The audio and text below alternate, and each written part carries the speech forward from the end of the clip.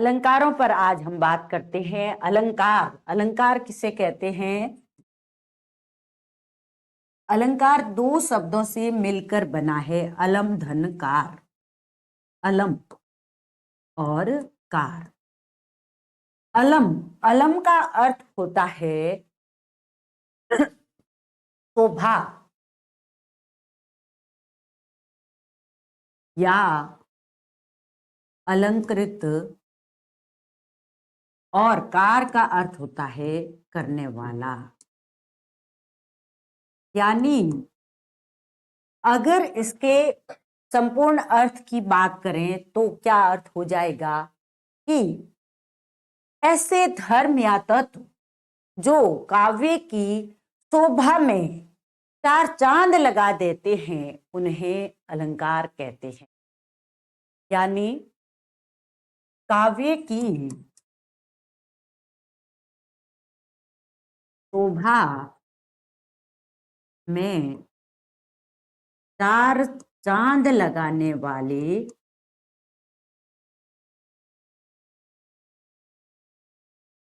शब्दों या तत्वों को अलंकार कहते हैं। यानी कुछ विद्वान भामह वगैरह अलंकारों को काव्य का अनिवार्य तत्व मानते थे, लेकिन बाद में धीरे धीरे अलंकार को शोभा कारक तत्व माना जाने लगा। अर्थात कहने का अर्थ यह है कि काव्य को और अधिक सुंदर और अधिक ग्रहणीय बनाने के लिए अलंकार का प्रयोग किया जाता है। लेकिन काव्य में जो मूल होता है वो तो रस होता है। अलंकार का कार्य तो क्या है? उसकी शोभा बढ़ाना। तो अगर किसी काव्य में अलंकारों का प्रयोग नहीं है तो भी वो उत्कृष्ट काव्य हो सकता है। लेकिन अलंकार क्या करते हैं? आभूषणों के समान, गहनों के समान शोभा बढ़ाने का काम करते हैं। तो अगर संज्ञा शब्द के रूप में अलंकार को देखें तो इसका अर्थ क्या हो जाएगा? आभूषण अथवा गहना। संज्ञा शब्द अलंकार का अर्थ आभूषण या गहना है। यानी संज्ञा के रूप में जो अलंकार है वो क्या है? आभूषण या गहना है। अब अलंकार सिद्धांत में और अलंकार के बारे में पढ़ेंगे, लेकिन अलंकारों के भेदों की अगर बात करें तो मुख्य रूप से अलंकार तीन वर्गों में विभाजित किए गए हैं। कहीं दो वर्गों में भी मिलते हैं, लेकिन तीन वर्ग है। सबसे पहला है शब्द अलंकार, जिसमें केवल शब्दों में ही चमत्कार रहता है। अगर एक शब्द के स्थान पर दूसरा शब्द रख दिया जाए, जैसे कनक कनक है, उसमें कनक कनक के स्थान पर सोना वगैरह, हेम वगैरह ऐसे कोई शब्द का प्रयोग कर दिया जाएगा तो क्या होगा? वहां पर वह अलंकार समाप्त हो जाएगा। तो शब्द अलंकार में संपूर्ण सौंदर्य किसमें निहित होता है? शब्द में ही निहित होता है। उस शब्द के माध्यम से ही वो अलंकार वहां रहता है। उस शब्द को भले उसका पर्यायवाची, उसका एक ही अर्थ वाला शब्द रख दिया जाए, लेकिन वो चमत्कार समाप्त हो जाएगा और वो अलंकार वहां से हट जाएगा, अर्थात नहीं रहेगा। उस तरीके से काव्य की शोभा नहीं बढ़ा पाएगा। तो यहाँ पर हम अलंकारों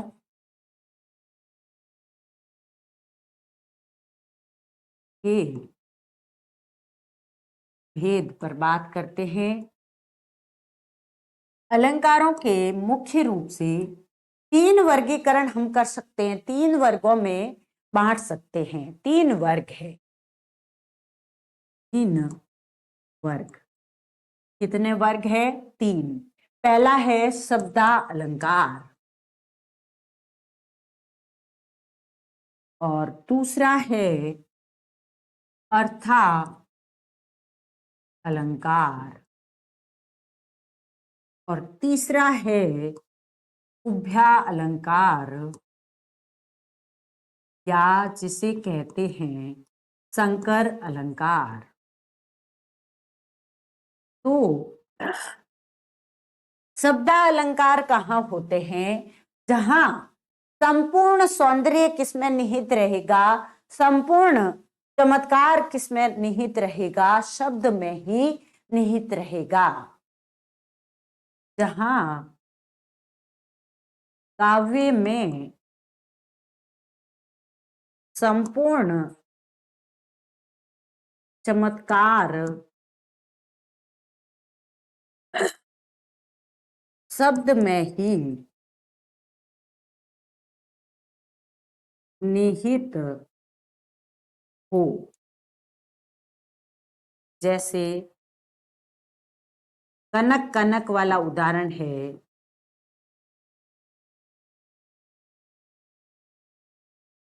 की जगह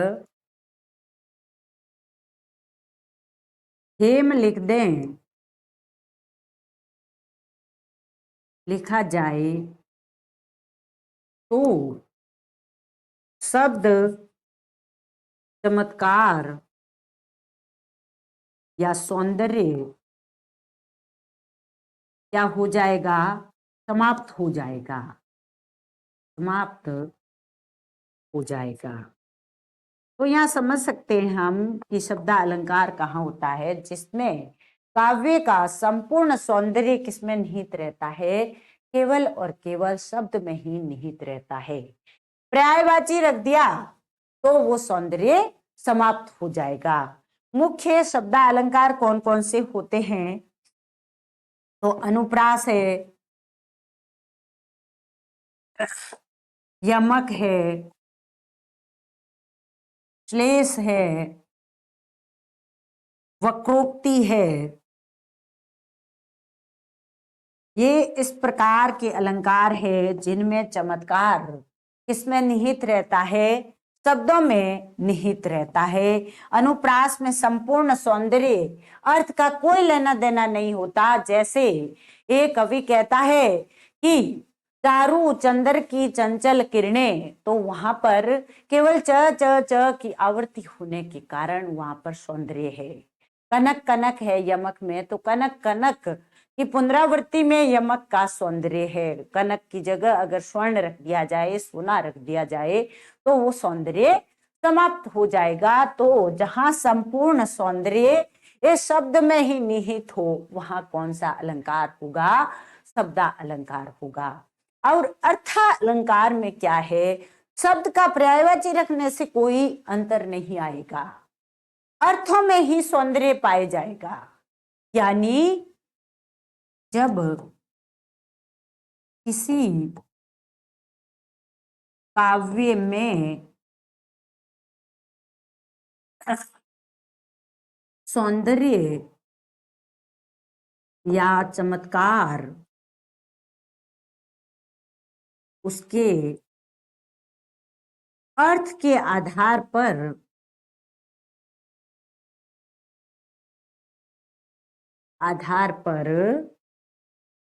प्रकट हो, वहां क्या होता है? अर्थ अलंकार होता है। पर्यायवाची रख दिया जाए तो उसके अर्थ में या चमत्कार में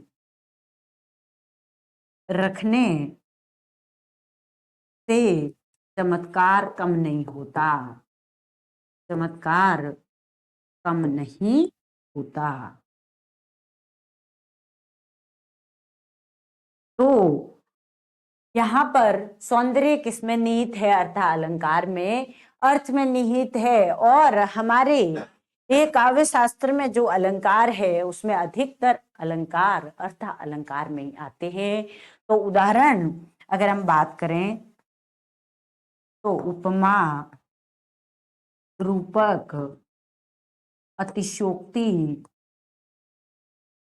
सारे अलंकार जितने भी है वो सब इसी में आएंगे।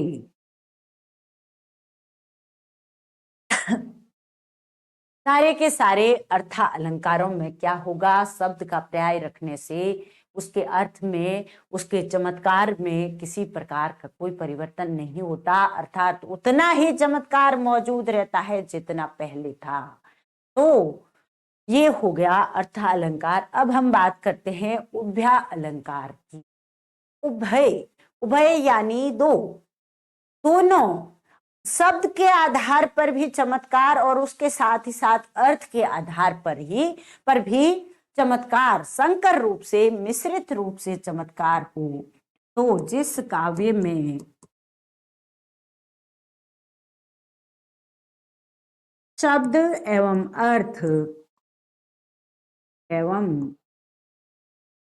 अर्थ दोनों के आधार पर चमत्कार उत्पन्न हो से उभय अलंकार कहते हैं या संकर अलंकार कहते हैं। उभय अलंकार या संकर अलंकार ज्यादा है नहीं, मुख्य रूप से अर्थ अलंकार, शब्द अलंकार ही मिलते हैं। लेकिन उभय अलंकारों में तीन पुनः भेद विद्वानों ने किए हैं, तो वे अंगागी भाव संकर है। पहला है अंगागी भाव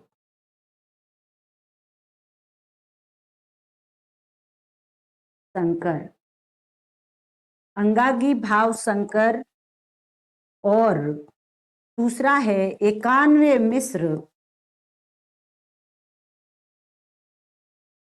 संकर, और तीसरा है संदेह, दो में संदेह हो, संदेह संकर। ये तीन भेद विद्वानों ने पुनः उभय अलंकार के किए हैं। और अर्थ अलंकार में तो सौंदर्य अर्थ में निहित होता है और शब्द अलंकार में सौंदर्य इसमें निहित रहता है, तो शब्द में निहित रहता है, और उभय अलंकार में दोनों में निहित रहता है। तो इस प्रकार से ये हो गए अलंकारों का वर्गीकरण या अलंकारों के भेद। अब हम बात करते हैं वे अलंकार जो मुख्य रूप से अपने सिलेबस में है उन पर। अलंकारों के भेद में सबसे पहले सबसे महत्वपूर्ण अलंकार है अनुप्रास अलंकार। अनुप्रास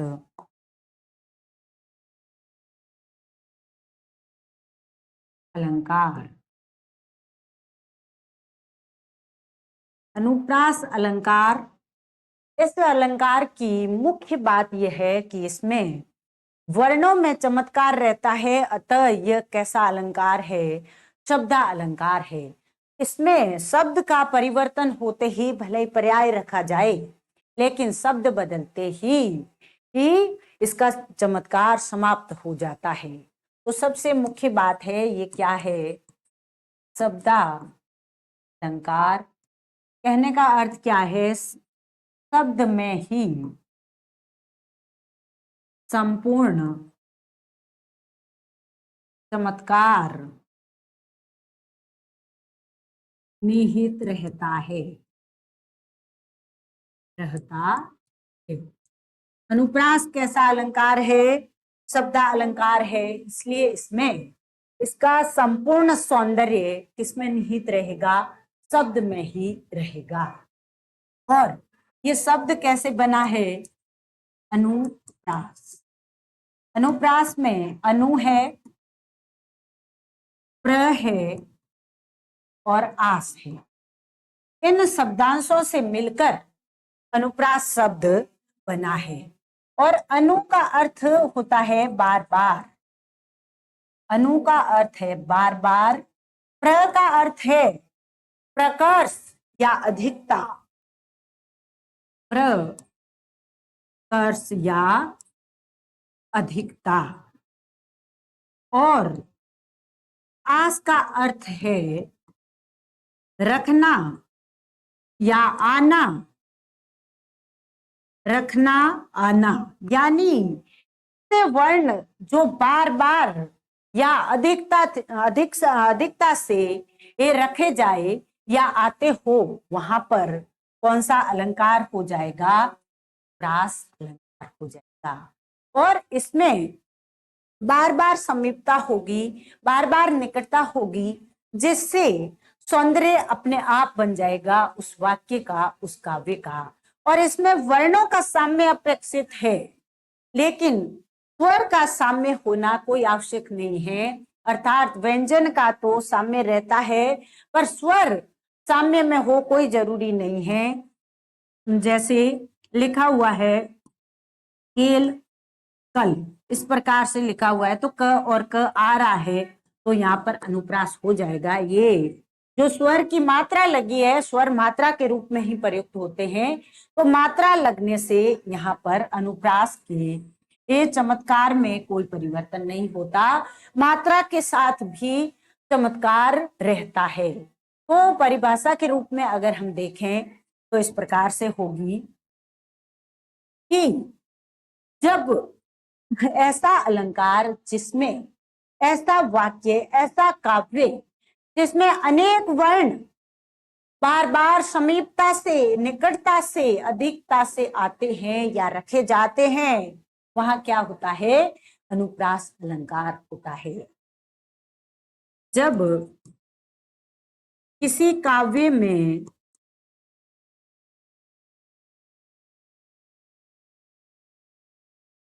एक जैसे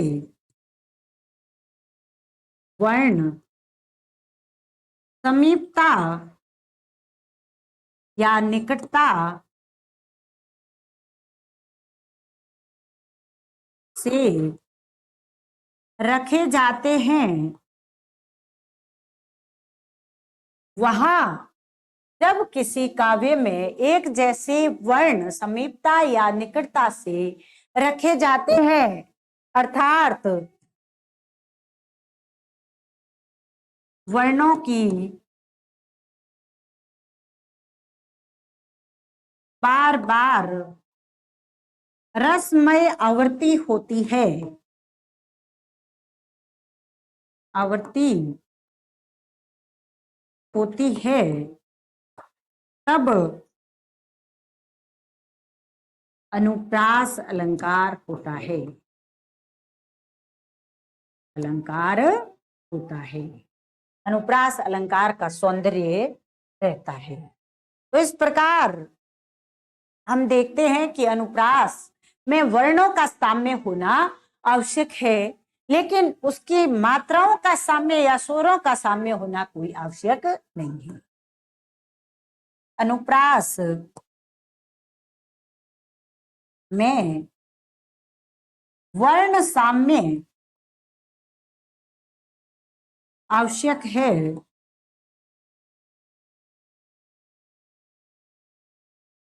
स्वर या मात्रा साम्य आवश्यक नहीं है।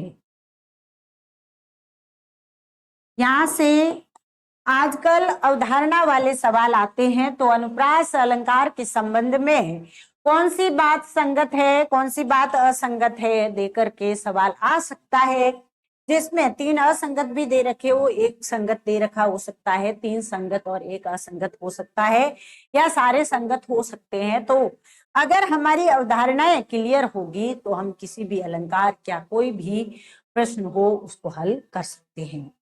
अनुप्रास में वर्ण साम्य आवश्यक है, स्वर या मात्रा साम्य आवश्यक नहीं है।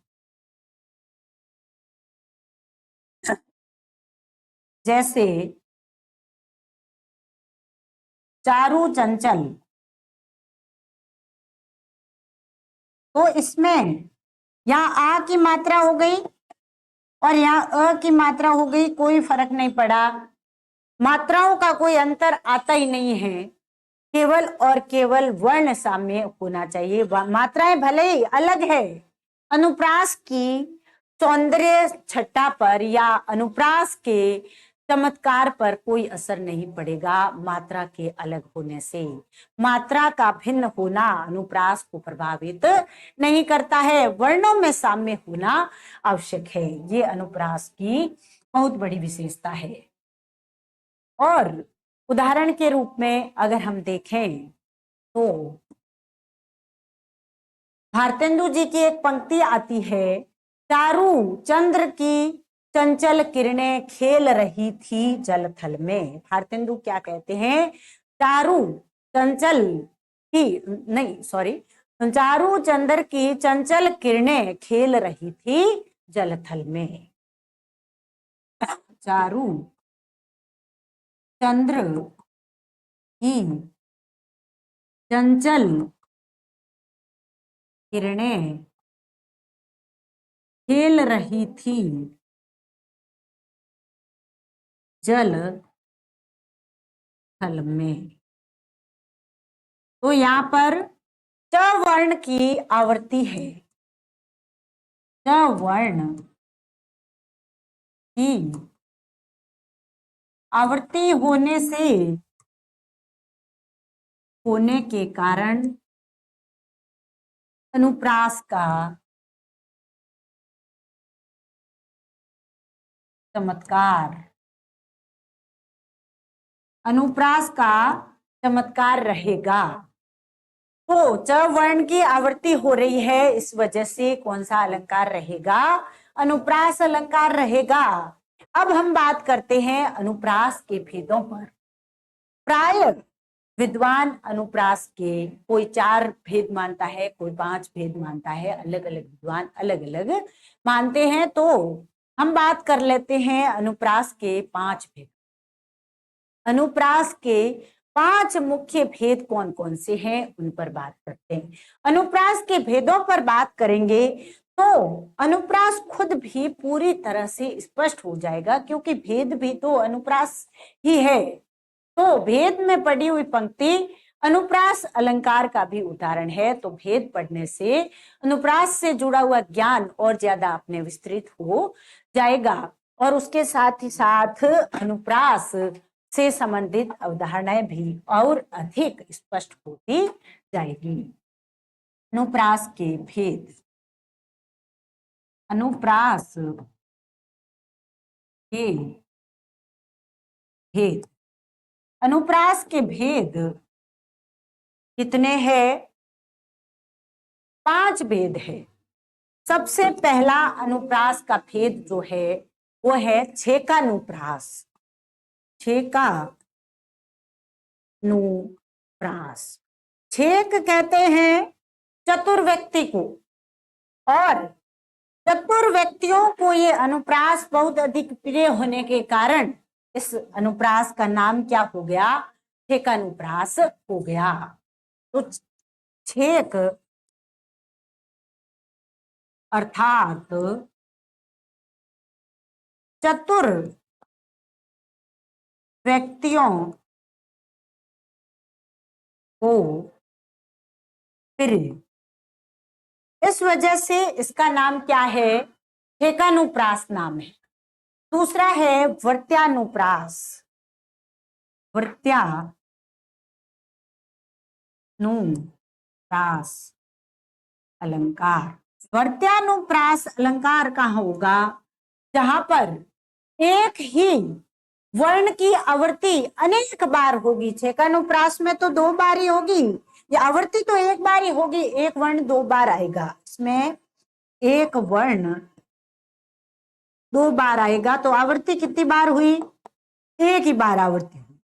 और वर्त्यानुप्रास में आवृत्ति अनेक बार होगी, केवल एक बार आवृत्ति नहीं होगी, अनेक बार आवृत्ति होगी। अर्थात वही वर्ण अनेक बार, जैसे ये है चारू चंद्र की चंचल किरणें, तो च च च 2 से ज्यादा बार वर्ण आ चुका है, तो यहाँ वर्त्यानुप्रास हो सकता है।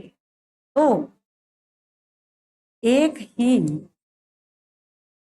वर्ण की 2 से अधिक बार, 2 बार है, 2 बार है तो 2 बार आ गया तो क्या हो जाएगा? छेकानुप्रास हो जाएगा। एक ही वर्ण दो से अधिक बार आवर्ती, दो से अधिक बार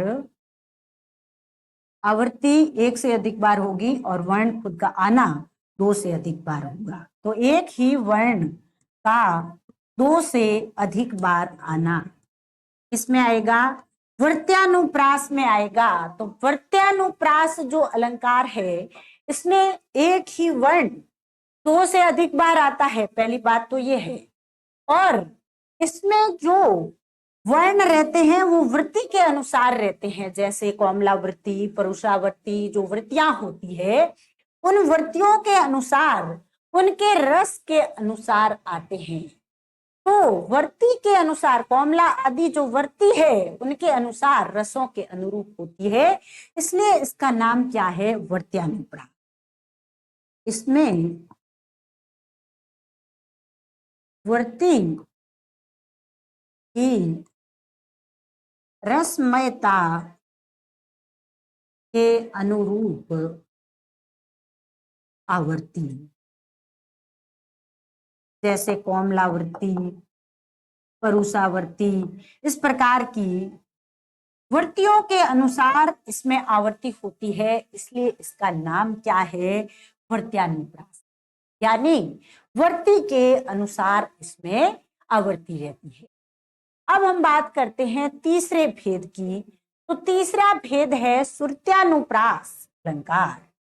श्रुत्यानुप्रास, श्रुत्यानुप्रास, श्रुत्यानुप्रास जो है नाम से ही दिख रहा है कि जो सुनने में प्रिय हो, सुनने में जो प्रिय हो, कंठ, तालु या मूर्धा, दंत, किसी भी सुनने में, अब वीर रस वाली कविता है वो भी सुनने में प्रिय होगी जब वो वीर रस के अनुकूल है, तो वहां पर श्रुत्यानुप्रास होगा। और जैसे जो हमारा सिस्टम है जिससे हम बोलते हैं उसमें जो कंठ, तालु, मूर्धा, दंत, ये सारे जितने भी ये वर्ण ध्वनि के उच्चारण के स्थान है, उन उच्चारण स्थानों के सामने वाला जब अनुप्रास रहता है, जैसे अगर हम बात करें कि त वर्ण है, त वर्ग जो है, त वर्ग में क्या आता है इस पर वापस बात करेंगे। त वर्ग में कौन कौन आते हैं, त, थ, द, ध और न आते हैं। तो त, थ, द, ध, न आ गए, तो इसमें श्रुत्यानुप्रास में आवर्ती कैसे होगी, त, थ, द, ध, न में से कोई भी हो सकता है। त वर्ण है उसके साथ थ वर्ण भी हो सकता है, द वर्ण भी हो सकता है, एक ही वर्ग से जुड़ा हुआ है, मूल स्थान एक ही मूल स्थान है, उससे उच्चरित वर्ण है, इस वजह से ये श्रुत्यानुप्रास कहलाता है। तो इसमें हमें अनुप्रास कैसे ढूंढना है, वर्णों के मूल स्थान के आधार पर कि त वर्ग पूरा है उसका मूल स्थान एक ही होगा। त वर्ग जो है वो दंते है, तो दंते वर्ण सारे के सारे आ गए और उनका जहां पर आवर्ती हो रही है बार बार, त आ गया, थ आ गया, द आ गया, ध आ गया, न आ गया, कोई भी आ गया उसमें से, तो वहां श्रुत्यानुप्रास अलंकार होगा। ये यहाँ पर बात समझने वाली है कि उच्चारण स्थान, वर्णों का उच्चारण स्थान समान होने पर क्या होता है, श्रुत्यानुप्रास अलंकार होता है। तो ये किस पर आधारित है, श्रुति अर्थात सुनने में प्रिय होने के कारण इसको क्या कहते हैं, श्रुत्यानुप्रास कहते हैं। और उसके साथ ही साथ उच्चारण स्थान के मूल स्थान साम्य वाले वर्ण इसमें आते हैं, जैसे कंठ आ गए सारे, कंठ, तालु, मूर्धा शब्द। इस प्रकार से श्रुत्यानुप्रास होता है। और श्रुत्यानुप्रास का अर्थ है सुनने में जो प्रिय लगे उसे श्रुत्यानुप्रास कहते हैं। ऐसा अनुप्रास जो सुनने में प्रिय लगे उसका नाम क्या होगा? श्रुत्यानुप्रास होगा। और चौथा अनुप्रास का जो भेद है वो है अंत्यानुप्रास।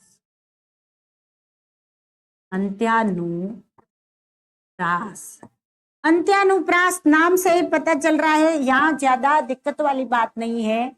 याद केवल ये करना है कि छेकानुप्रास में एक वर्ण 2 बार आता है। आवृत्ति कितनी बार हुई? एक ही बार हुई। अवधारणा वाले सवाल में ध्यान रखना, आवृत्ति कितनी बार? छेकानुप्रास में एक ही बार हुई। और वृत्त्यानुप्रास में एक वर्ण 2 से अधिक बार आता है, और 2 से अधिक बार आता है इसका मतलब आवृत्ति 1 से अधिक बार हुई। बस यही बात ध्यान रखनी है। और श्रुत्यानुप्रास सुनने में प्रिय होता है और इसमें उच्चारण के मूल स्थान में साम्य होता है। उसमें जरूरी नहीं है कि सारे क आए, सारे च आए, ये जरूरी नहीं है। च के साथ ज भी आ सकता है, ज भी आ सकता है, तो वहां पर श्रुत्यानुप्रास होगा। यहाँ थोड़ा सा हमें देखने की जरूरत होती है। बस ये गणितीय सिस्टम टाइप हो गया कि थोड़ा ध्यान रखना है कि एक ही वर्ण जब 2 से अधिक बार आ गया तो वृत्त्यानुप्रास हो गया, और केवल 2 बार ही आया है एक वर्ण तो छेकानुप्रास हो गया।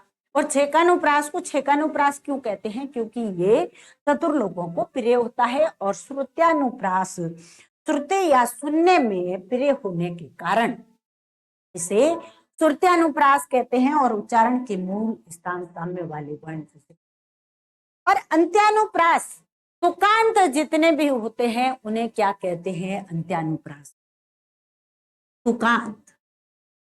तुकांत वाले यानी भले गुरु गोविंद दो खड़े बलियारी गुरु आपनो वाला है, उसमें 2 हो, इस प्रकार से आ रहा है, तो अंतिम वर्ण, या फिर कह दिया कि बुंदेले हर बोलों के मुंह हमने सुनी कहानी थी, खूब लड़ी मर्दानी वो तो झांसी वाली रानी थी, तो थी आ गया, तो यहाँ पर तुकांत हो गया। इस प्रकार से अंत्यानुप्रास में क्या होता है? जब 2 पंक्तियां, 2 वाक्य है छंद की या किसी काव्य की, जो सभी पंक्तियां हैं, प्रत्येक पंक्ति के अंतिम वर्ण में समानता रहती है, जैसे हम तुकबंदी कहते हैं, वही अंत्यानुप्रास होता है। तो ये तुकबंदी अंत्यानुप्रास में आती है। और अंतिम अनुप्रास का जो भेद है वो है लाटानुप्रास। लाट देश में प्रयुक्त होता था, ज्यादा प्रचलन में आया था, इसलिए इसे लाटानुप्रास कहते हैं। लाट देश कौन सा है? गुजरात का दक्षिणी क्षेत्र लाट देश कहलाता है। और लाट देश में अधिक प्रिय होने से या प्रचलन में आने के कारण इसे क्या कहते हैं? लाटानुप्रास कहते हैं। लाटानुप्रास कहाँ है? लाट देश में प्रचलित होने के कारण इसे क्या कहते हैं? लाटानुप्रास कहते हैं। लाट देश कौन सा है? गुजरात का दक्षिण वाला भाग है।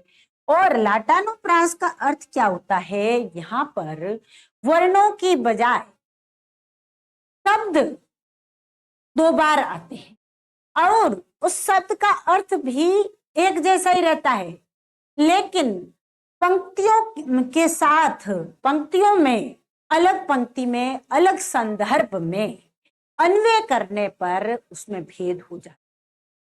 यानी एक जैसे शब्द, शॉर्ट में कहें तो एक जैसे शब्द व अर्थ, लेकिन क्या होगा?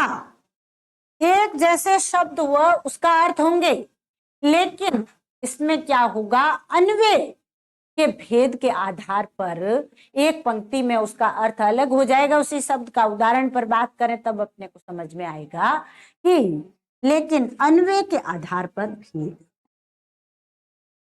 अन्वय के आधार पर हीन।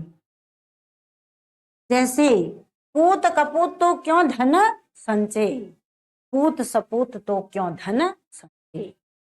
तो यहाँ पर पूत, संचय, धन सभी शब्दों की आवृत्ति हुई है और अर्थ पूत का पुत्र ही है दोनों पंक्तियों में। लेकिन अब जो अन्वय है उसका या जो संदर्भ है पहली पंक्ति का, उसमें पूत अगर कपूत है अर्थात किसी का पुत्र अगर कपूत यानी कुपुत्र है, उड़ाने वाला है, तो कितना ही कोई व्यक्ति धन इकट्ठा कर ले वो उसे खर्च डालेगा। जैसे नशेड़ी हो गया, उड़ाने वाला हो गया, कहीं भी उड़ा करके और धन तो चला जाएगा, पता ही नहीं चलेगा। और अगर पूत सपूत हुआ तो वो अपने आप कमा लेगा, इसलिए धन को ज्यादा इकट्ठा करने की आवश्यकता कहाँ है। तो कपूत के संदर्भ में तो वो क्या करेगा, धन को उड़ा देगा, और सपूत के संदर्भ में वो धन को क्या करेगा, अपने आप संचित कर लेगा। तो किसी भी मनुष्य को ज्यादा धन संचित करने की क्या आवश्यकता। तो जब पंक्ति का अन्वय करते हैं, संदर्भ देखते हैं, तब उन शब्दों का अर्थ बदलता है, नहीं तो संपूर्ण शब्द एक ही अर्थ रखते हैं, एक जैसे ही शब्द। अब इनके अनुप्रास के भेदों की परिभाषा एक बार यहाँ पर शॉर्ट में तो हमने कर ली है, लेकिन पूरी परिभाषा और एक एक उदाहरण हम लिख ही ले। पहला भेद क्या है, छेकानुप्रास। छेकानुप्रास अलंकार अनुप्रास के भेद चल ही रहा था टॉपिक। वैसे छेकानुप्रास, छेकानुप्रास में हम बात कर रहे थे कि क्या होता है कि सबसे पहले तो इसका अर्थ क्या है। अर्थ छेक अर्थात चतुर, विदग्ध व्यक्तियों को अत्यंत प्रिय होने के कारण,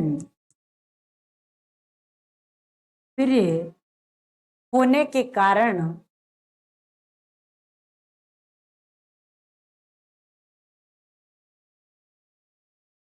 इसे छेकानुप्रास कहा गया, कहते हैं। अब छेकानुप्रास की परिभाषा क्या है, छेकानुप्रास कहाँ होता है, उसका लक्षण क्या है, उस पर बात करें तो छेकानुप्रास में क्या होता है, एक ही वर्ण की कितनी बार आवृत्ति होती है, एक ही बार आवृत्ति होती है, और वर्ण आता कितनी बार है, 2 बार। तो इस प्रकार से क्या हो जाएगा, जहां एक या एक से ज्यादा वर्ण भी हो सकते हैं, कोई एक ही हो जरूरी थोड़ी है, च भी आ सकता है उसके साथ, र भी आ सकता है, ल भी आ सकता है। तो एक या अनेक वर्ण जब 2 बार किसी काव्य में आते हैं, वहां छेकानुप्रास अलंकार होता है, रहता है। अर्थात आवर्ती वाला भी कर लेते हैं, क्लियर हो जाए। जब वर्णों की एक ही बार आवृत्ति होती है, बार आवृत्ति हो, तब क्या होगा, छेकानुप्रास होगा। उदाहरण देख लेते हैं। जैसे सर सर ये लिखा, तो ये स है, ये स है, अब यहाँ पर एक बात, इससे एक और उदाहरण हो जाएगा, एक और मतलब अवधारणा क्लियर हो जाएगी कि सर सर लिखा, तब तो यहाँ छेकानुप्रास है, नुप्रास है, क्योंकि सवर्ण की आवृत्ति हो। लेकिन हम इसको लिख दें सर और रस, तो इसमें छेकानुप्रास की छटा नहीं रहेगी, क्योंकि क्रम बिगड़ गया है। तो यहां सर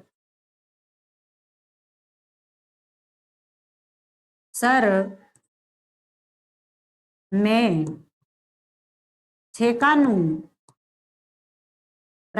है, क्योंकि ये वर्ण कर्मागत है। ये बहुत महत्वपूर्ण बातें हैं। इस प्रकार की अवधारणात्मक अगर सवाल पूछा जाए तो इस प्रकार की बातें आ सकती है। तो छेकानुप्रास में वर्णों का कर्मागत होना जरूरी है, क्योंकि कर्मागत है। लेकिन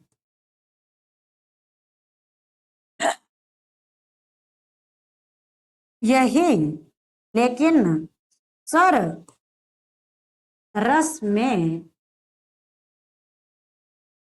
छेकानुप्रास नहीं होगा,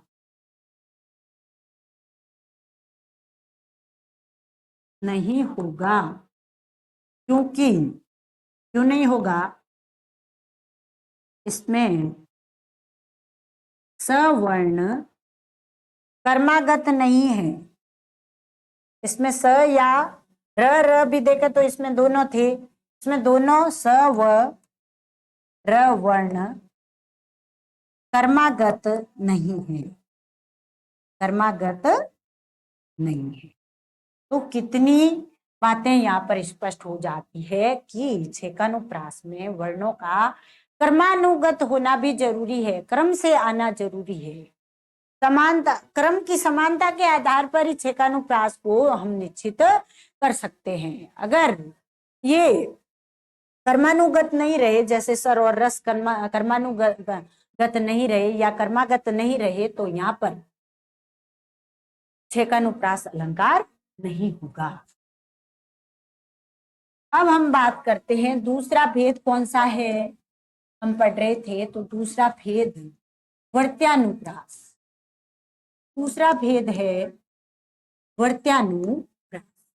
वर्त्यानुप्रास नाम से ही स्पष्ट हो रहा है क्या होगा, वृत्ति महत्वपूर्ण रहेगी इसमें। यह वृत्ति मूलक अलंकार है, वृत्ति में सौंदर्य है, यानी रस के अनुरूप अर्थात वृत्ति के अनुरूप ही वर्ण आते हैं। वृत्ति मूलक होने के कारण से वर्त्यानुप्रास कहते हैं। रस के अनुरूप सौंदर्य, जैसे परुषावर्ती हो सकती है, कोमलावर्ती हो सकती है, कोमला आदि कोई भी वृत्ति हो सकती है। उस वृत्ति के अनुरूप ही वर्णों की आवृत्ति होगी तो वर्त्यानुप्रास होगा। और इसमें आवृत्ति कितनी बार होती है, ये तो हो गया इसका अर्थ। और परिभाषा की बात करें तो इसमें वर्णों की आवृत्ति कितनी बार, कोई भी वर्ण 2 बार से अधिक आएगा, 2 बार से अधिक आएगा तो आवृत्ति 1 बार से अधिक। जब किसी काव्य में एक या अनेक वर्ण, अनुप्रास की परिभाषा साथ साथ हम बार बार रिवाइज कर रहे हैं, एक या अनेक वर्ण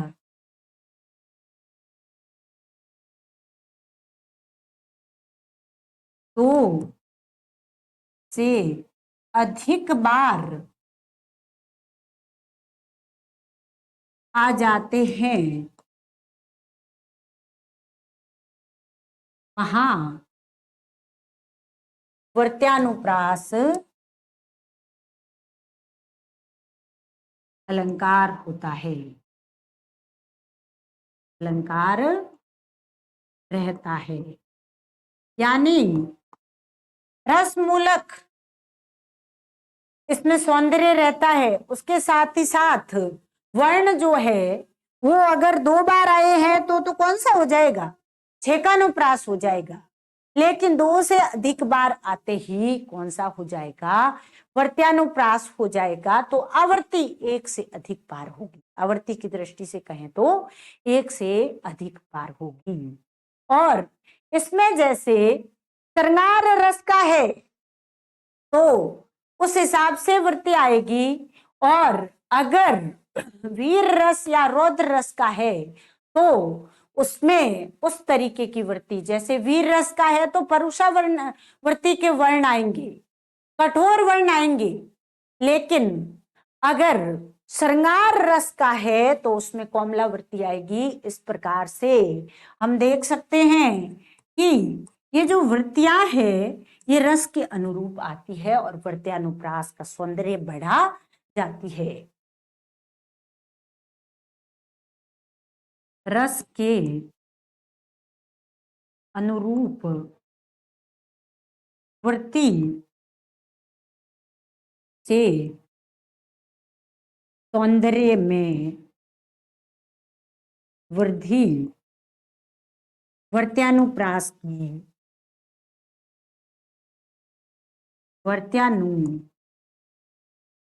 की मुख्य विशेषता है।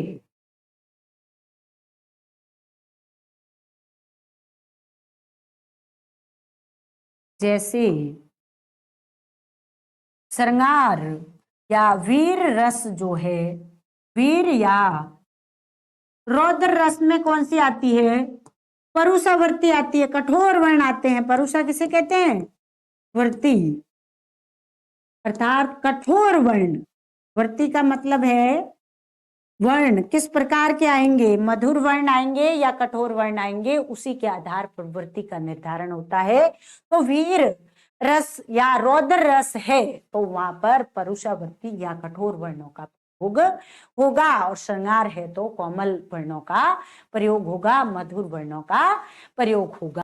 वाणी के कोमल, कठोर और मृदु गुणों के आधार पर 3 प्रकार की वृत्तियां होती है और उन्हीं वृत्तियों पर आधारित रस होते हैं। रस के अनुकूल ही वृत्ति का प्रयोग होता है और वृत्त्यानुप्रास अलंकार वृत्तियों पर आधारित है। तो इन वृत्तियों पर थोड़ी सी बात कर लेते हैं। वाणी के मधुर या कोमल कह सकते हैं, कोमल, मृदु एवं कठोर उच्चारण के आधार पर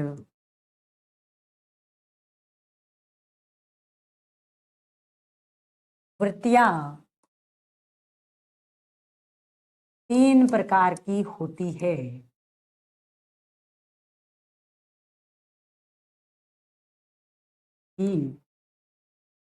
होती है 3 प्रकार की वृत्तियां होती है। सबसे पहली वृत्ति है कोमला वृत्ति।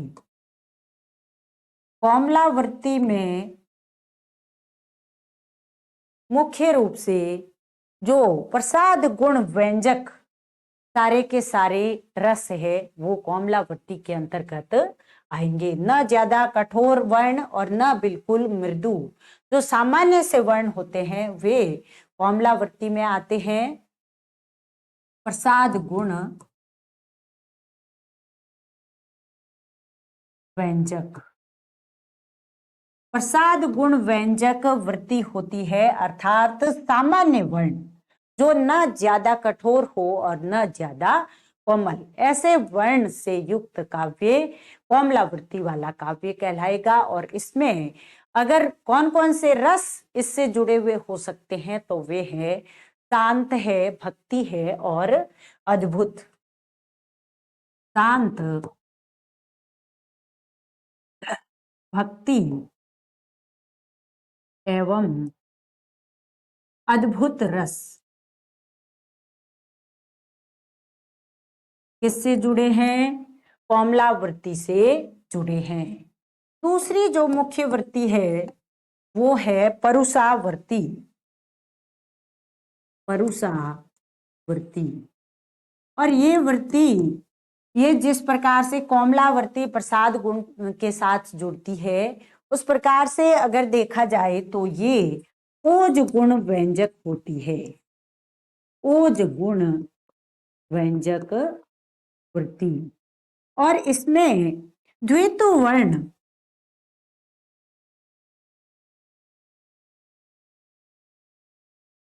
द्वितो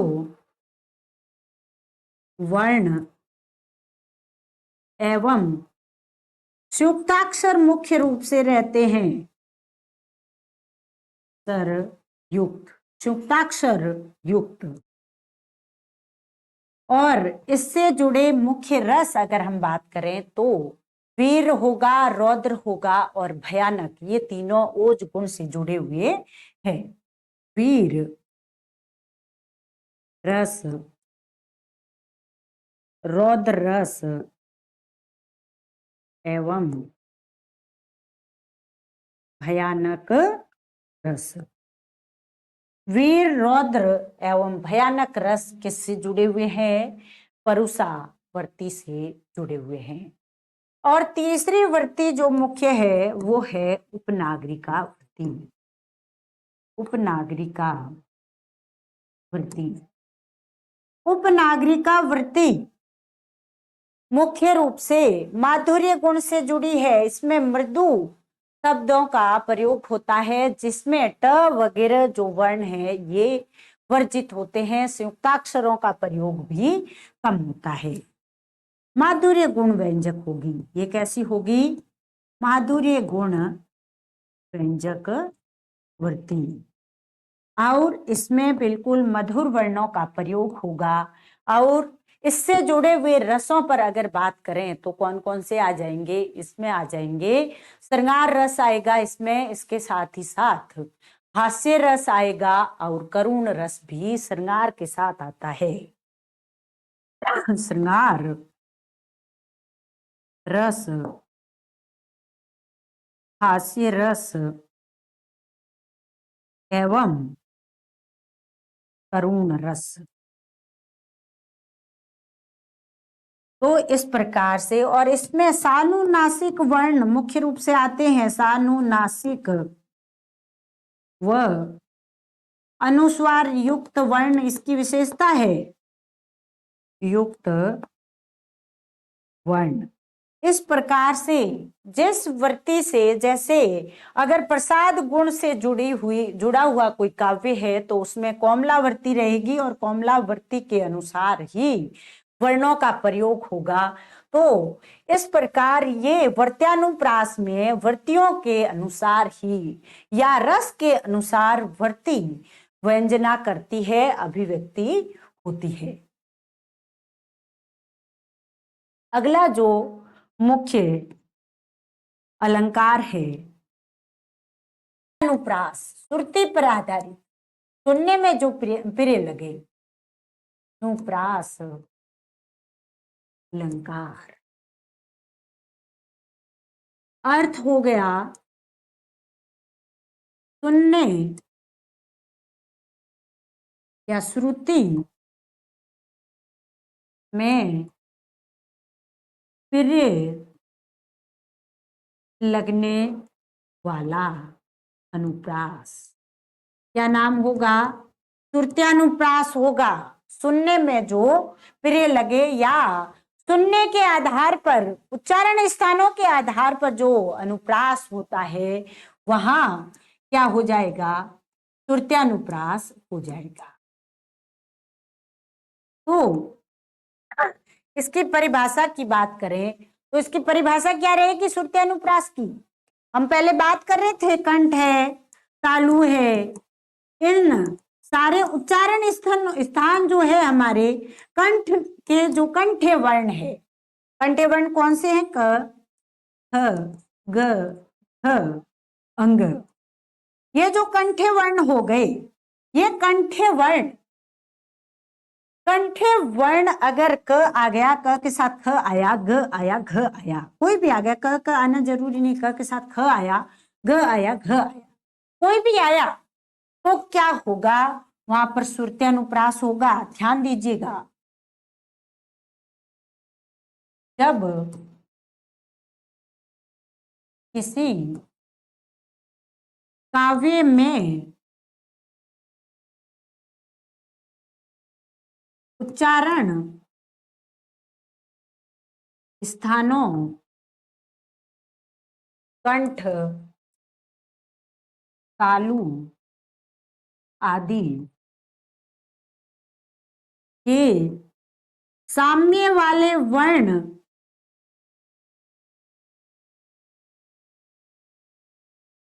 बार बार आते हो, आए, वहां क्या होगा? तृतीयानुप्रास अलंकार होगा। तृतीयानुप्रास अलंकार की छटा बनेगी, होगा। तो ये लक्षण कहें, परिभाषा कहें सुरत्यानुप्रास की, इस प्रकार से है, जिसमें क्या होगा कि जो उच्चारण स्थान है वो सेम होना चाहिए, वो एक जैसा होना चाहिए। जैसे एक उदाहरण है, दिनांत था, दिनांत था, दिनांत था, हे दिननाथ डूबते, हे दिननाथ डूबते। तो यहां पर ये द आया, फिर न आया, ये त आया, फिर थ आया, ये थ आया, द आया, न आया, न आया, थ आया। देख तो लो, ये है सौंदर्य, इसे कहते हैं अलंकार, इसे कहते हैं अलंकार का सौंदर्य। किस प्रकार से? ध के बाद न, त, थ, तो हम बात बार बार क्या कर रहे थे? एक ही उच्चारण स्थान से उच्चारित होने वाले वर्णों का जब साम्य होता है, तब क्या बनता है? तृतीयानुप्रास अलंकार बनता है। तो इस प्रकार से हम यहाँ पर स्पष्ट रूप से देख सकते हैं कि हरिओध की इस पंक्ति में क्या मिल रहा है हमें? सुरत्यानुप्रास मिल रहा है। तो यहां दंत्य वर्ण की आवर्ती से काव्य सौंदर्य में वृद्धि, काव्य सौंदर्य में वृद्धि। और दंत्य वर्ण आपको दिख रहे हैं, जैसे द है, फिर न आया है, फिर त आ गया, फिर थ आ गया, फिर द आ गया, फिर न आ गया, इस प्रकार से द आया, न आया, त आया, थ आया, द आया, न आया। तो यहाँ पर कौन सा हो गया? तृतीयानुप्रास अलंकार है। कौन सा अलंकार है? तृतीयानुप्रास। अगला अलंकार अपने नाम के अनुरूप ही है, अंत्यानुप्रास, यानी अंतिम वर्ण में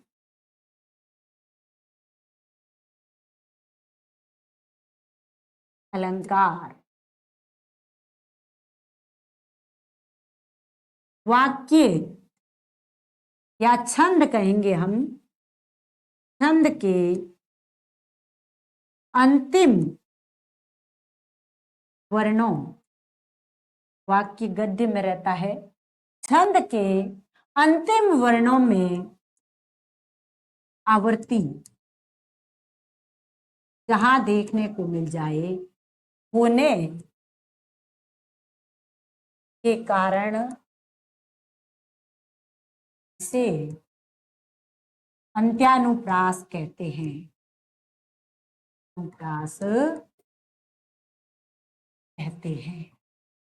और परिभाषा और अर्थ एक साथ ही हो गए हैं दोनों, कि काव्य के अंतिम वर्णों में साम्य होता है। क्या होता है?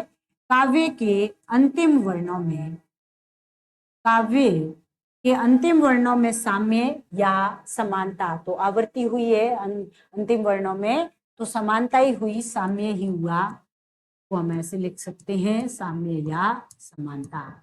और इसका दूसरा नाम क्या है? सामान्य रूप से इसको हम क्या कहते हैं? तुकांत कहते हैं। तुकबंदी जहां रहती है, तुकबंदी वाला काव्य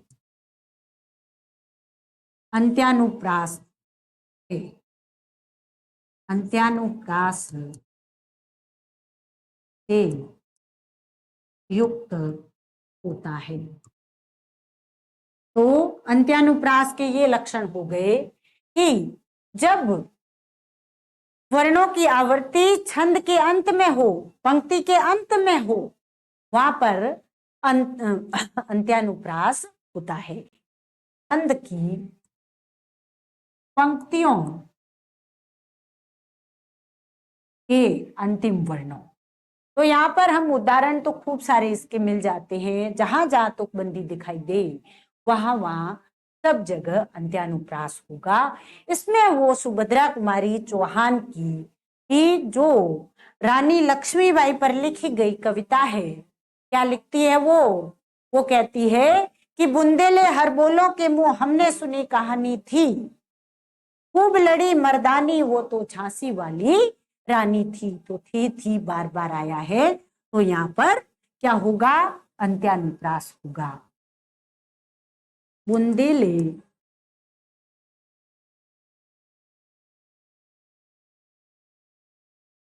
हर बोलों के मुंह हमने सुनी कहानी थी। बुंदेले हर बोलों के मुंह हमने सुनी कहानी थी, खूब लड़ी मर्दानी वो तो झांसी वाली रानी थी। खूब लड़ी मर्दानी वो तो झांसी वाली रानी थी।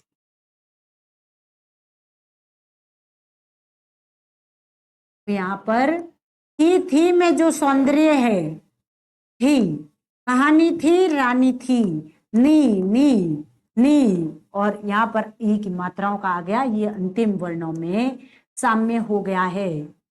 अंतिम वर्णों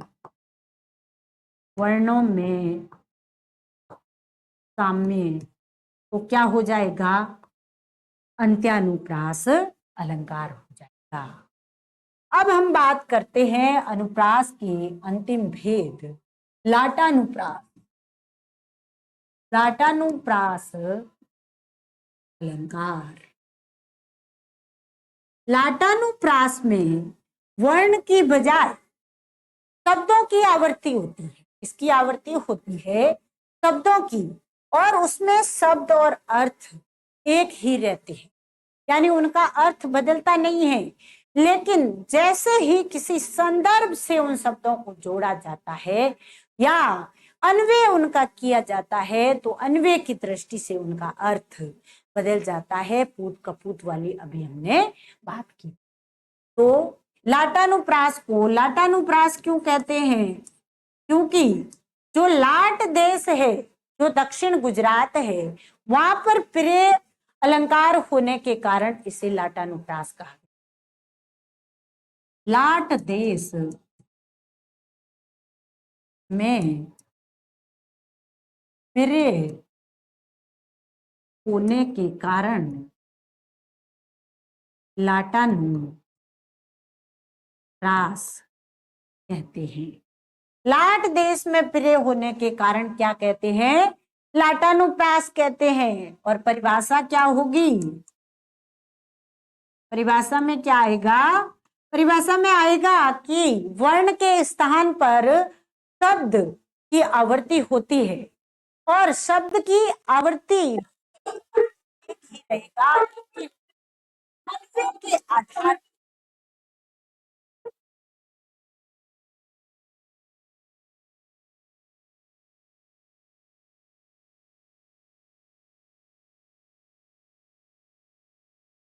शब्दों की आवृत्ति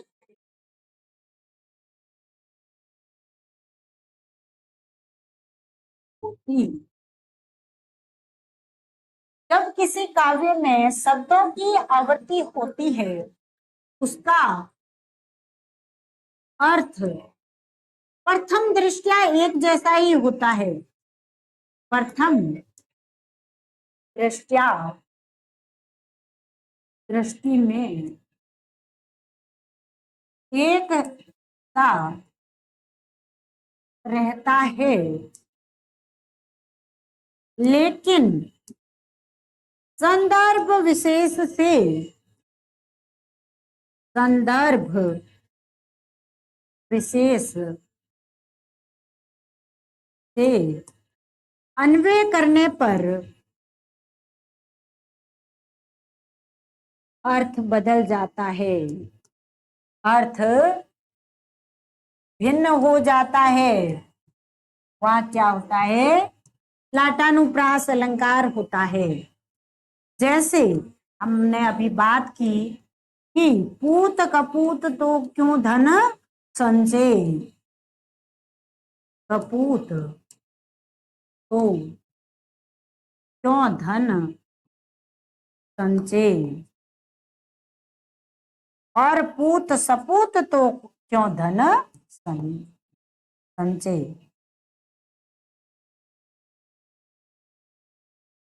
क्यों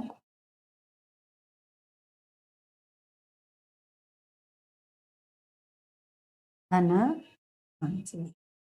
इस प्रकार से अब पूरी की पूरी पूत तो क्यों धन संचय पूरी पंक्तियों में समानता है। सभी शब्द एक जैसे हैं। और कपूत और सपूत का जैसे ही कपूत के साथ अन्वय किया इसका, कपूत के संदर्भ में इसको देखा, तब अर्थ हुआ कि पुत्र अगर कपूत यानी कुपुत्र है, पुत्र अगर कपूत है तो धन इकट्ठा करने का कोई फायदा नहीं, क्योंकि वो उसे खर्च कर देगा, व्यर्थ बहा देगा।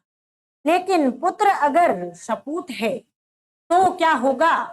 पुत्र सपूत है तो वो अपने आप कमा लेगा, इसलिए धन कमा कर ज्यादा इकट्ठा करने की कोई नहीं।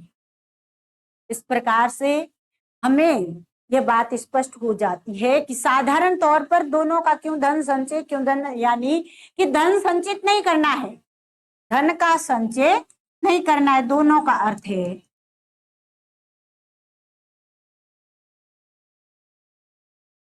धन संचय नहीं करना, लेकिन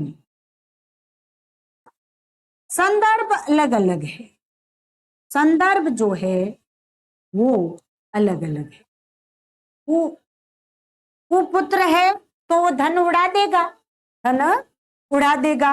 और अगर सपूत है तो धन ये तो उड़ा देगा और ये अपने आप संचित कर लेगा,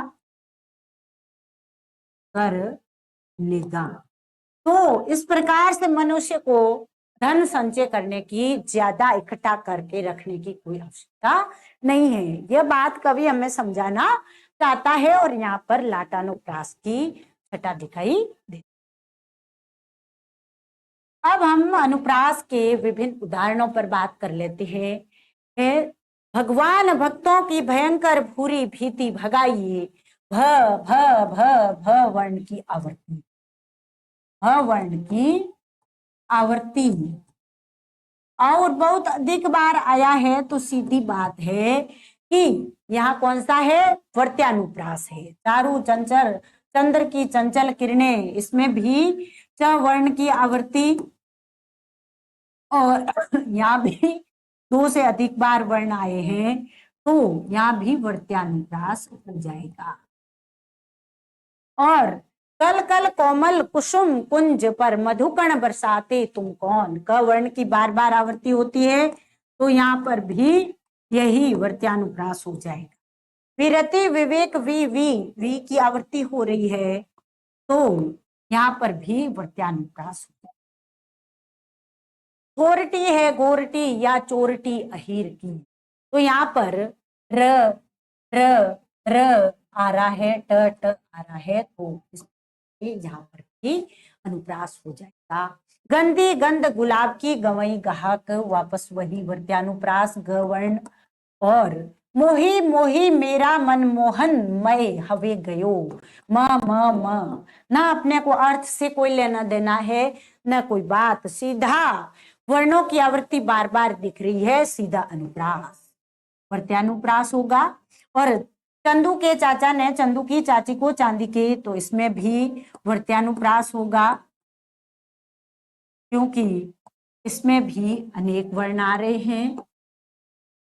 तो अगर हमने पूरी तरह से अनुप्रास के भेदों को समझा, अनुप्रास को समझा, तो पकड़ने में कोई दिक्कत नहीं होगी। खड़क सिंह की खड़कने से खड़कती है खिड़कियां, इसमें भी वर्त्यानुप्रास है और परुषावर्ती वाला है। क्योंकि क्यों है परुषा? क्योंकि ख ख आ रहा है और ख बार बार ख मतलब थोड़ा सा यहाँ पर बोलने में हमें ऊंची आवाज करनी पड़ती है, इसलिए यहाँ पर परुषावर्ती होगी, ख वर्ण की आवृत्ति। और उसके वीर भाव का भी ये आशय प्रकट हो रहा है, तो सीधी परुषावर्ती ही होगी। अब है छेकानुप्रास के उदाहरण। छेकानुप्रास के उदाहरण, कानन कठिन, क एक ही बार आवृत्ति हुई, एक वर्ण दो बार आया, भ भ भ वर्ण दो बार आया, घ घ घ वर्ण दो बार आया, ब ब दो बार, एक ही वर्ण दो दो बार आ रहा है। तो क क आया, भ भ आया, घ घ आया, ब ब आया, तो कौन सा होगा? छेकानुप्रास। ब ब यहाँ पर सीधा हो गया क्या? छेकानुप्रास। तो इस प्रकार से ब ब की आवृत्ति, ब ब वर्ण की आवृत्ति है, तो छेकानुप्रास होगा। और अति आनंद मगन महतरी आ गया, तो यहाँ पर भी छेकानुप्रास। जन रंजन भंजन धनुज मनुज रूप, सुरभूप विश्व बदर एव धृत भद्रे उदर जोवत सोवत सूप। तो यहाँ पर जो न अंत में है, ये न है, ये वाला न तो साथ में नहीं गिनेगा, गिना जाएगा। न न यहाँ दो बार आया है, तो यहाँ पर हो गया कौन सा? छेकानुप्रास। इस प्रकार से किसी भी वर्ण की दो बार अगर वर्ण दो बार आता है, तो वहां क्या होता है? छेकानुप्रास। बांधे द्वार काकरी चतुर चित चाकरी, ही सो उनियार वृथा करी न राम की कथा करी। तो यहाँ पर पाप को पिना करी, न जाने नाक ना करी, न आ गया यहाँ पर। तो हारिल की नाकरी निरंतर ही ना करी, तो ये ना न आ गया। तो इस प्रकार से कर्मागत रूप से आना भी जरूरी है। कर्मागत वर्ण आए हैं, वहां ही छेकानुप्रास होगा, इस बात को भी हमें ध्यान में रखना है। कंकन किंकिन क आया, बहुत ही सुंदर पंक्ति, बहुत ही महत्वपूर्ण पंक्ति है। कंकन किंकिन नुपुर धुनि सुनी, कहत लखन राम राम हृदय गुनी, मानहु मदन दुदुम्भे दीनहि, मनसा विश्व विजय कह नहीं। तो कंकन किंकिन में भी क्या है? दो ही बार ये वर्ण आ रहे हैं, तो यहाँ पर भी और कर्मागत भी है, तो यहाँ छेकानुप्रास है। बैठी रही अति सघन वन, बैठी सदन तन माह, देखी दोपहरी जेठ की छाओ चाहती चाह। तो ये आ गया लगातार, तो यहाँ पर छेकानुप्रास है। और पास प्रियतम आन बैठो जीर्ण जीवन नाव में, प आ गया, यहाँ से कनु है, और ज आ गया, यहाँ से कनु। वर्त्यानुप्रास, वर्त्यानुप्रास में क्या होता है?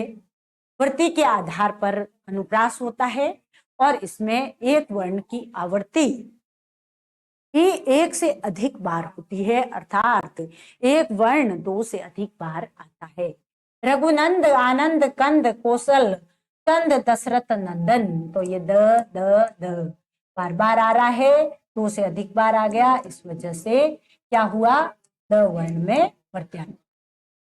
सब जाति फटी दुख की दुपटी कपटी न रहे जहां एक घटी। निघटी रुचि मीचू घटी हूँ घटी सब जीव जतिन की छूटी तटी।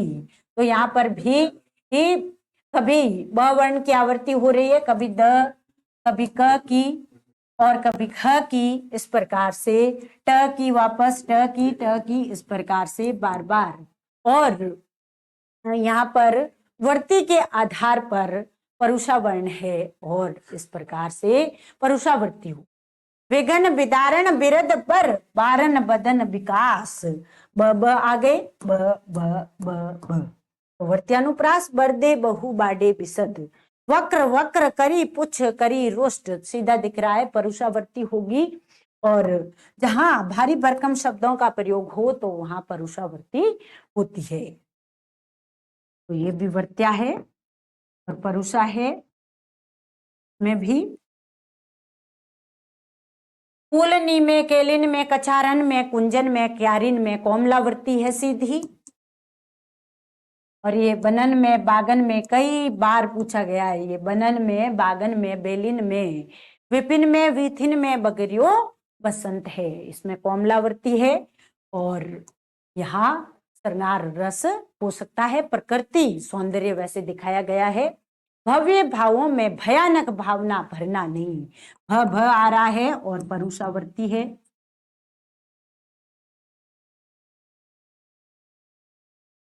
रंजन भय भंजन गर्भ गंजन अंजन नयन मानस भंजन करत जन होत परुषा।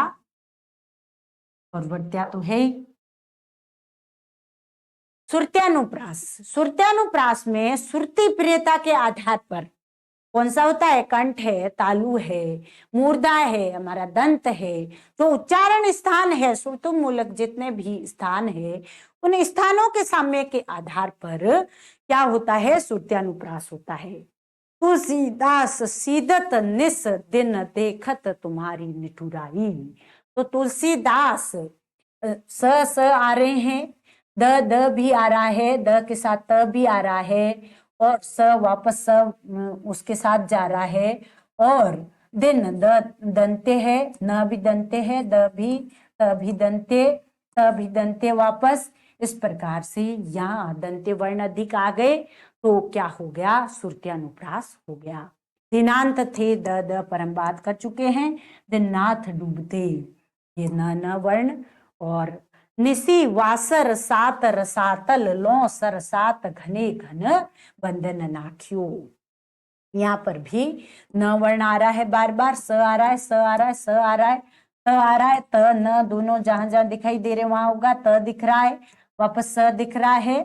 तो इस प्रकार से ये जहां जहां उच्चारण स्थान में साम्य के आधार पर अनुप्रास की छटा होती है वहां क्या होता है, तृतीयानुप्रास अलंकार होता है।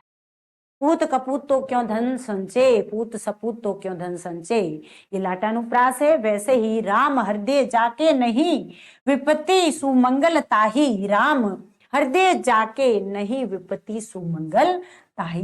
तो यहाँ कौमे में ही केवल अंतर है और दोनों के अन्वय, दोनों के प्रसंग में भेद हो गया है।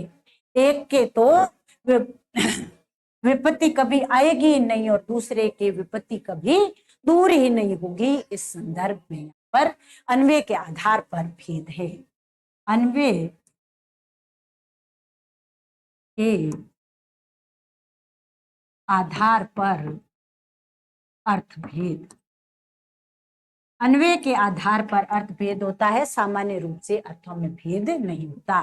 प्राधीन जो जन नहीं स्वर्ग नरकता हेतु, प्राधीन जो जन नहीं स्वर्ग नरकता हेतु, यानी जो जन प्राधीन है उसके लिए स्वर्ग नरक कुछ भी उनके लिए कुछ भी काम के नहीं है। और प्राधीन जो जन नहीं, और जो प्राधीन नहीं है उनके लिए भी स्वर्ग और नरक का कोई, यानी प्राधीन नहीं है वो तो इस धरती पर ही स्वर्ग मान कर रहेंगे, और जो प्राधीन है उनके लिए तो धरती भी नरक के समान। औरन को जांचे कहा जो जांचियो शिवराज, औरन को जांचे कह नहीं जांचियो शिवराज। तीर्थ व्रत साधन कहा जो निशि दिन हरिगान, तीर्थ व्रत साधन कहा बिन निशि दिन हरिगान। यहाँ पर तो हरिगान करने वाले और यहाँ पर हरिगान नहीं करने वालों पर जो है उस पर बात। हे उत्तरा के धन रहो तुम उत्तरा के ही पास, हे उत्तरा के धन तुम उत्तरा के ही पास हमेशा रहो। अभिमन्यु के लिए कहा जा रहा है, मिला तेज से तेज की वह सच्ची अधिकारी थी, तेज मिला तेज से तेज, तेज की वह सच्ची अधिकारी थी। तो अन्वय करेंगे, संदर्भ देंगे तब भी। राम राम हे राम कही दशरथ ने त्यागे प्राण, हे राम कहा तब ईश्वर को याद कर दिया। अन्वय करेंगे तब पता चलेगा। राम राम कौन थे? उनके पुत्र थे। सामान्य रूप से राम एक ही है, लेकिन अन्वय करने पर भेद स्पष्ट होता है। अंत्यानुप्रास, कुंदेले हर बोलों के मुंह, हमने सुनी कहानी थी, पढ़ लिया। गुरु गोविंद दो खड़े काके लागू पाए, भले हरे गुरु आपनो गोविंद दियो बताए। तो ये आया, ये भी ये आया, तुकबंदी, और तुकबंदी जहाँ होती है वहां सीधी बात है, अंत्यानुप्रास होता है। ऐसी वाणी बोलिए मन का आपा कोई, औरन को शीतल करे आप कोई। तो यहाँ पर यह आ गया वापस तुकबंदी। हंसा बगुला एक से रहत सरोवर माई, बगुला ढूंढत मछली हंसा मोती खाई। यानी ही आया है कि दोनों ही सरोवर में रहते हैं, एक तो मछलियों को मारने के लिए ही लगा रहता है और दूसरा ढूंढ ढूंढ कर मोती चुनता है। तो संसार सभी ही लोगों के लिए, सज्जन और दुर्जन के लिए समान रूप से मौके देता है। हमें ढूंढना है कि हम मछली ढूंढे या मुक्ति, ये हमारी इच्छा है। कुंद इंदु समदेह उमा रमन करुणा अयन, जाहि दीन पर नेह करहु कृपा मदन मयन। नान आ गया। और धीरम धर्म मित्र अरु नारी, आपद काल परखिए चारी। में भी री आ गया, तुकबंदी सीधी।